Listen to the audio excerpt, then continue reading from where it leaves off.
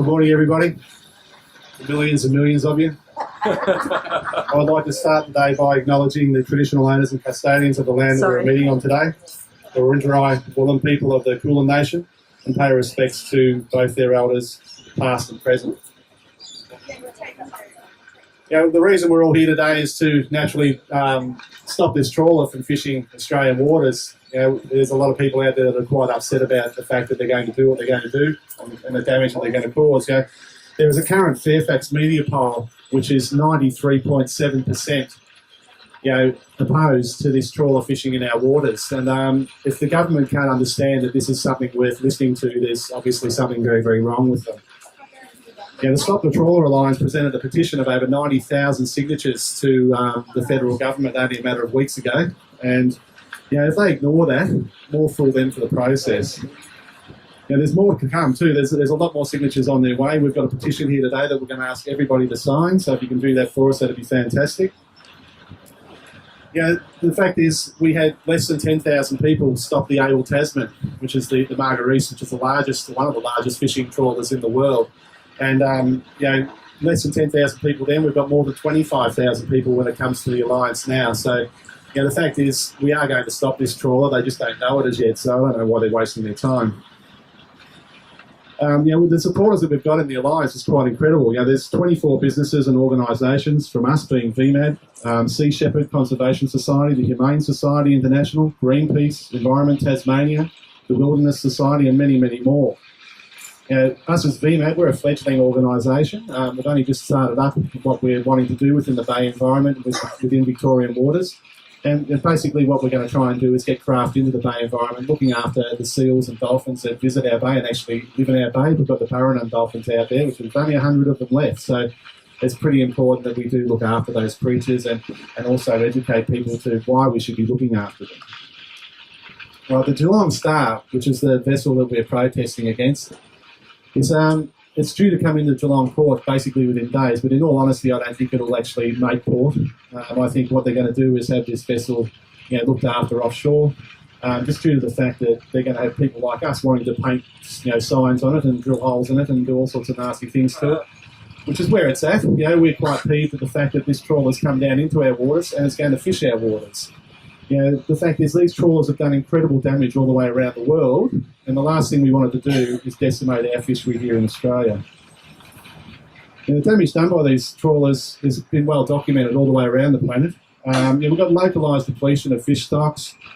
Dolphins and seal deaths are quite extreme. Now, these trawlers, even though they have processes involved with their nets to exclude dolphins and seals, ultimately they do catch quite a few. Part of their fishing practice, for instance, if they catch more than 10 seals in one day or in one 24-hour period, they need to review their fishing practices. And how they review these fishing practices is simply moving this trawler probably 15, 20 nautical miles. Taking into consideration this trawler moves at around about 10 to 12 knots, well, the fact is there isn't a seal or a dolphin out there that can't swim faster than that. So it's just ridiculous what they're thinking about doing and how they're trying to put processes in place to avoid catching these animals, and they're simply not going to.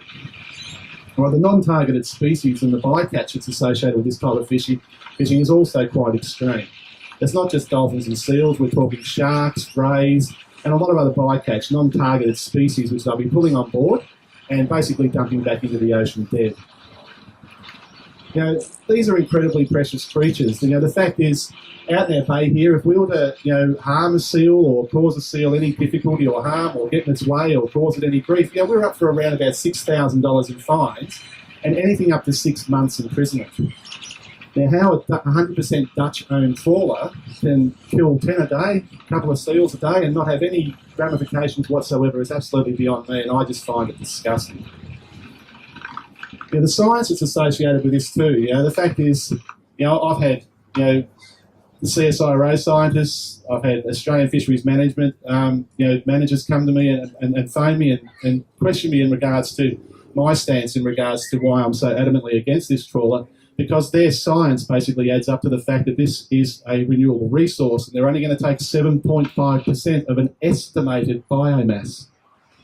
The fact is, these scientists might be very, very smart, but when you look at what's happening all the way around the world, they don't look too smart to me, because Fishing is, areas in the oceans are just being fished out. They're being decimated. Local fish stocks are being decimated. And it's just happening everywhere. It's just absolute greed. 16,556 tonnes is Seafish Tasmania's quota. Sold to them for under 10 cents a kilogram by the Australian government. What is this fish worth? It's just ridiculous. Science can be wrong. And that's my stance. The fact is, they can stand behind it and say, we're going to do this and we're going to do that and we're not going to cause any harm. And this is a very, very, a fishery that is, it can go well on into the future and it won't be fished out if they keep on continually taking 7.5% every year. If their math isn't correct, ultimately they're going to fish this out as they've done in other parts of the world. So, I don't agree with their science. I don't back their scientists. And the fact is, there's always two sides to the story. We've got scientists on one side saying that commercial fishing is going to be dead and gone by the time of 2048. There'll be no more fish left in the oceans, and that'll be the onset of the death of the oceans. So, if that happens, we go with it, because without a healthy ocean, we die. It's as simple as that. A lot of people might look upon us as being wacko greenies and doomsday prophecies and all this sort of stuff, but the fact is, there's going to be a time in the future where we're going to be looked back on and they're going to be going, oh, geez, they were right. And it's going to be all too little too late in respect to being able to save the planet and being able to save our oceans. Our oceans are full of feces, rubbish. The fact is, human beings have got a tendency to treat it like a tip and also treat it as their personal pantry. And, if we keep on taking and taking and taking and taking and not giving this ocean the time to recuperate and regenerate and give us the ability to clean it up over a long period of time, it's going to die. There's no ifs or buts about that. And it's a very, very scary scenario. The fact is, if you were to walk into your pantry at home and it was full of feces and full of plastic and rubbish and dirt and crap, well, the fact is, you're not going to go in there and you're not going to eat out of it. But that's one pantry that's out there that's also suffering the same demise in regards to rubbish and everything that's being thrown into the oceans. And we do eat out of it. A lot of people do, and it's poisoning us. I'm angry and I'm upset with the treatment of our oceans and the animals that dwell within. The fact is, majority of governments are just treating these animals with zero respect. They're stating that they're protecting them on one hand and killing them on another.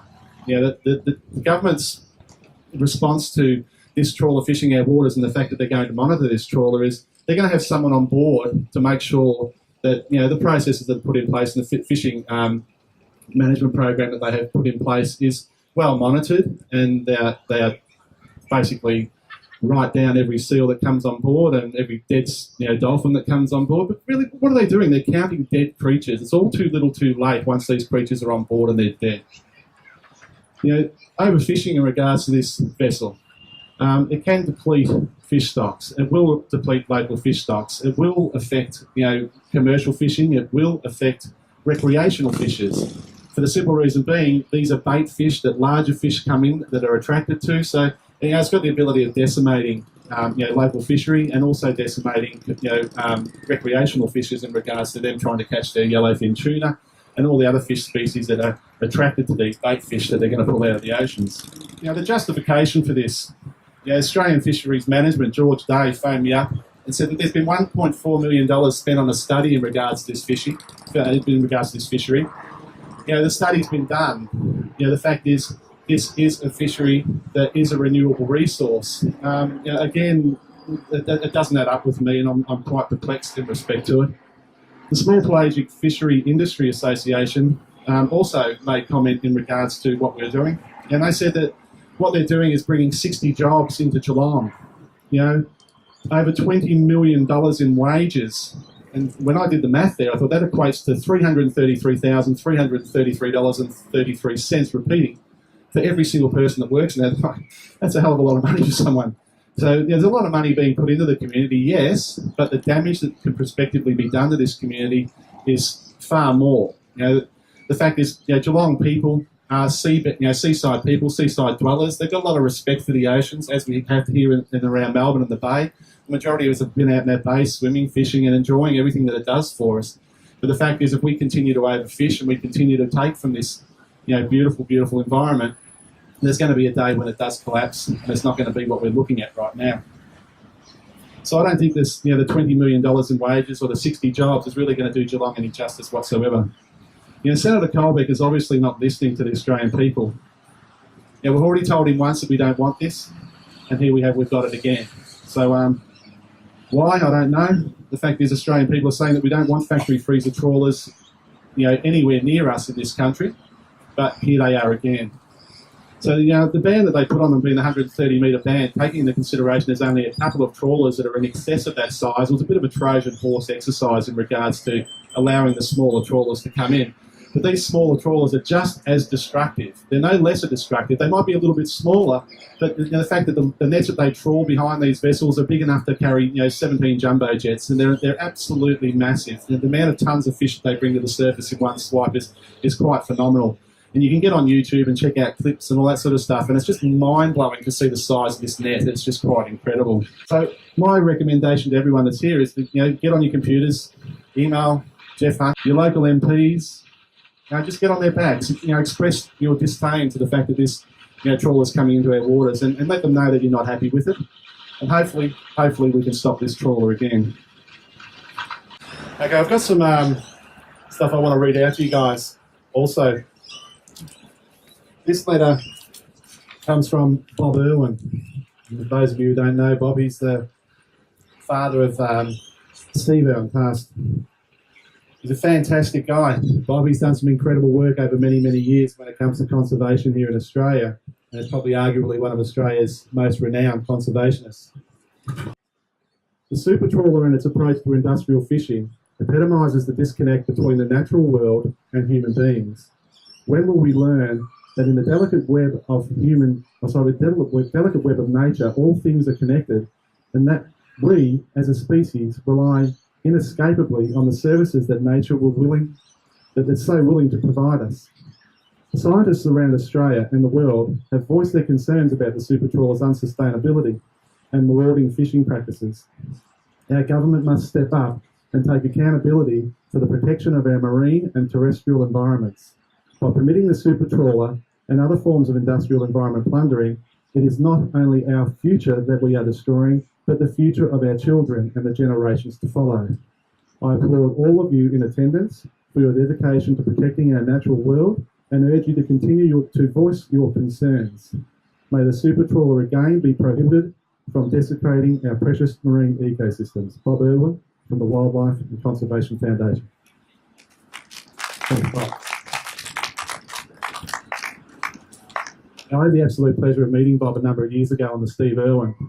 He's an incredible man. It was a very, very touching experience because it was the first time that he'd been on the Steve and basically witnessed the boat that or the ship that his son was so graciously named after. And it's incredible how people like Bob can do what they do and be noticed so much. But here we are today with a very, very small group of people, and we're not necessarily getting the message out there too well when we've only got a small group of people to talk to. So it's up to every one of the people that are here today to very much voice their opinion and share as much as they possibly can on public media and really get this out there. It's extremely important that we do stop this trawler. This bit of information comes from the Tasmanian recreational game fishers. There was a strong voice when rec fishers and enviro groups see eye to eye on a common cause. In the case of industrial fishing to the bottom of the food chain, we stand together for the same outcome. These species not only strengthen game fishing sectors, but also that of the overall environmental system. The effect of industrial fishing on shelf waters in the eastern zone are near impossible to manage with rapidly changing climate conditions. We do not support now, as we did not for the Marguerite or the Veronica back in 2006.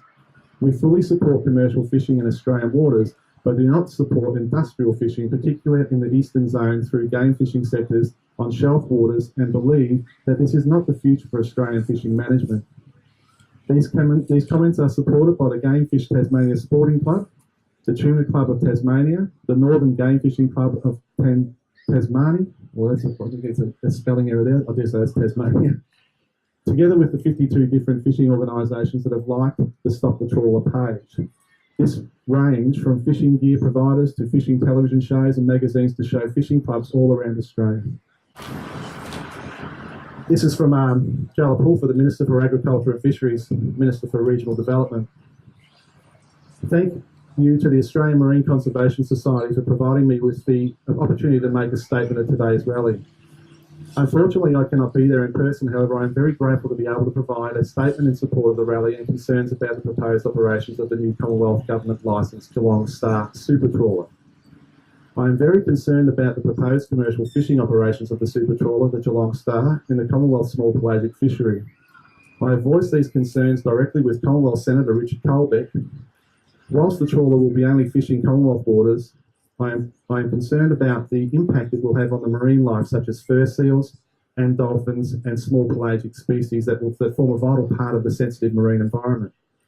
Southern bluefin tuna and mako sharks feed on a number of the species that will be targeted by this super trawler, and any decisions that impact on these species needs to be based on the best possible science available. The Geelong Star will not be permitted to fish in any Victorian waters, and I will continue to advocate the Commonwealth that prior to approvals being provided, much more research needs to be undertaken. I wish all of you the very best, and congratulate you all for coming out to today's rally. Together we will make a difference. The fact is, we need to stop this trawler. We need to do whatever we possibly can to stop this trawler. We will win. It's only a matter of time. And I thank every single one of you today for coming out and spending the time and effort to be here today and listen to what we have to say. But we haven't won the fight yet. So we need to continue fighting, head down, backside up, and give the government as much trouble as we possibly can in regards to this fishery. Because we won't tolerate it, we won't accept it, and we are going to win. Now just imagine for a second if we could talk with one of those seals that are out there, or we could converse with one of the dolphins. You know, the fact is the government really doesn't care about these creatures, but if we were able to converse with them and ask one of them, you know, how much do you think you're worth? I dare say the answer would be priceless. No different to every single one of us that have a life here now. These creatures are also priceless and they're irreplaceable. Once they're gone, they're gone. And we can't afford to lose one of them, let alone hundreds upon hundreds upon hundreds over months of this trawler fishing in our waters. So we will win, we will stop them. There is no ifs or buts. And again, I thank you very much for your support today.